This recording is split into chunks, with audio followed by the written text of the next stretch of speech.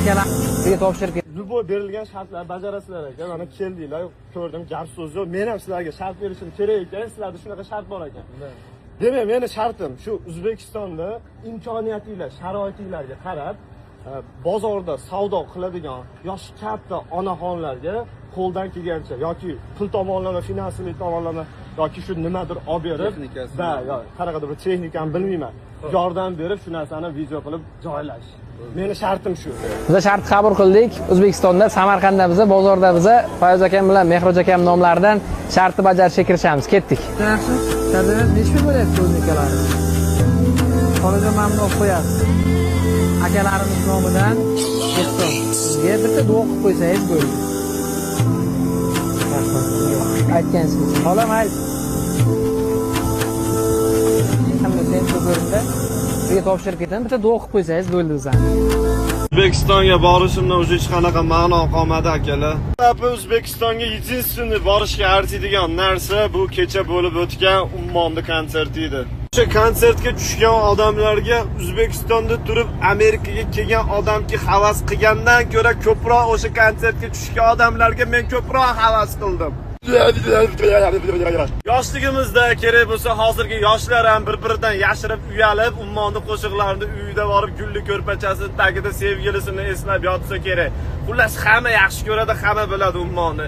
Endi bundan beri konsert qo'ymaydi, oxirgi konsert ekan deb eshitdim. Endi o'sha O'zbekistonga borishimdan umuman meni keragi ham yo'q, foydasi ham yo'q. Va yana bitta narsa sizlarga. Bitta mushik bolani, ya'ni haqiqiy babuyinni onayni ko'rib qoldim, xursand bo'lib ketdim o'sha videoni ko'rib. Ya'ni shunaqa bir nosog'lom davrda sog'lom fikr yuritgani uchun amini ochib yuradigan feministkalarga noqulaylik tug'dirgani uchun har xil ayblovlar kimlardir tomonidan videolar qilib olinibdi, lekin haqiqiy mujiklar u bolani haqiqatan zo'r ish qildi deb gapirib chiqishdi. Men ham shu qator.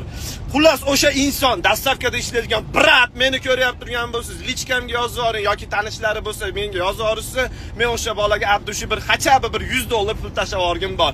Mujikligi uchun onasini hamsin yozib yuboringlar. Instagramda videolarimda osmon ko'rinib qoladigan bo'lsa, rosa ko'pchilik yozadi, osmon sizlardan uncha chiroyli deyshadi. Nimaga?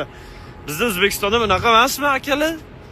Menimcha, bilasizlarmi nima uchun chiroyli? Mana chang qatlamim deb qavat bo'lib turib, osmonda seri qilib ko'rsatmaydi-da, bu yerda tinnoda, musaffo.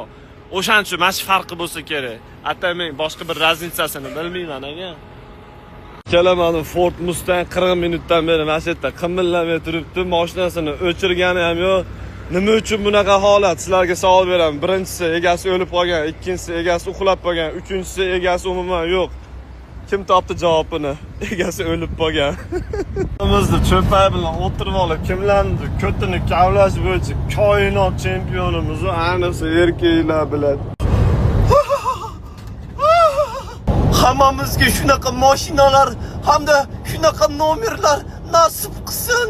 Bizning orzuyimiz shunaqa nomer olish. Instagramda bitta dalboyob ko'rdim videosini, mashinani nomerini ko'rsatgan, mashina markasi bilan gapirgan hammamizga nasib qilsin. Xudoyim yetkizsin. Buyini ama mashinani nomerini Xudodan so'rayapsan. Qilgan niyatingga qo'tag'im 100 minglab odamlar like bosgan. Undan ham ko'p odamlar mashalloh. Allohga osonda mina qilib yozishgani, nimani niyat qilyapsizlar, nimani so'rayapsizlar? Sog'liq so'raylar, ota-onalarga umr so'raylar, mashinani nomerini orzu qiladigan darajagacha degradatsiya bo'lib ketdinglarmi? Sizlarki mashqa dalboyoblar oriylarda daxuyaligini bilaman, sizlardan ancha level men balanddaman, hatto bir fikrlash bo'yicha. To'g'rimi, To'lqinbek? Men kosmosga uchishga hozirdan tayyorgarlik ko'ryapman akalar. Mars meni kutyapti.